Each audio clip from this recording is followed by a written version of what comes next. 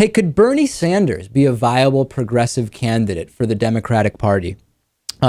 We have spoken about whether we could have a true progressive as the president of the United States. We've talked about how President Obama and even to an even greater extent, Hillary Clinton are not particularly progressive Democrats. And I told you last week or the week before about the passing of activist and friend Tim Carpenter. I was at his memorial service in Northampton, Massachusetts over the weekend.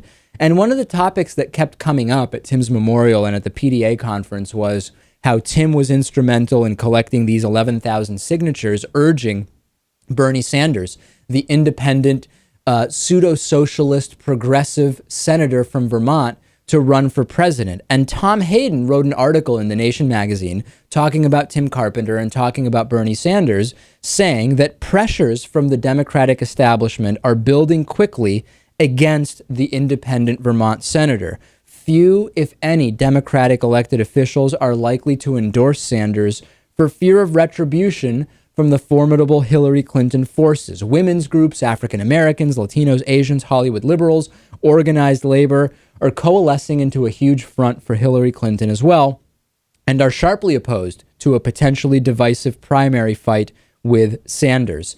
This is interesting because there's a couple of ways to look at this. If Bernie Sanders, who is an independent but caucuses with Democrats, were to run as an independent, he is very aware that he may pull a Ralph Nader effect, which will splinter off Democratic votes and maybe lead to a Republican victory. And Bernie Sanders is pretty pragmatic and he wouldn't want to do that. At the same time, if he runs as a Democrat, it becomes increasingly unlikely that he will ever make it to the final ballot, thus reducing the visibility of alternative and more progressive views. At the same time, if he does run as a Democrat, if he shows up at debates, Lewis, and this is what I have in mind, if Bernie Sanders runs as a Democrat, shows up in debates, and really advocates for progressive policy, progressive economic and social policy, the more mainstream, middle-of-the-road Democrats, for calling them something, will have to move to the left to not appear to be really conservative within the Democratic primary, and that could be a really good thing.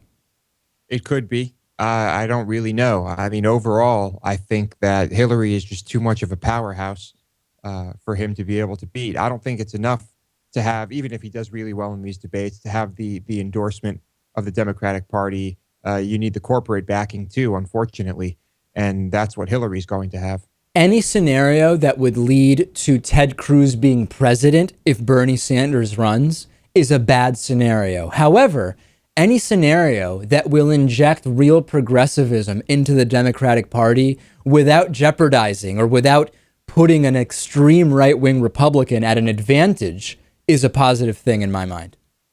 So better he run as a Democrat or not run at all?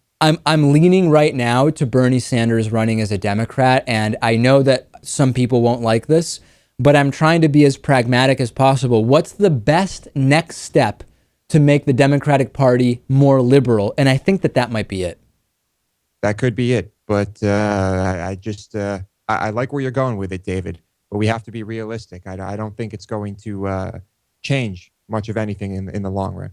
Next, pedophile anti-gay smears backfire on the right wing. Also, did you know Common Core educational standards will make your children gay? And would you vote for a candidate whose claim to fame, whose primary credential is castrating pigs?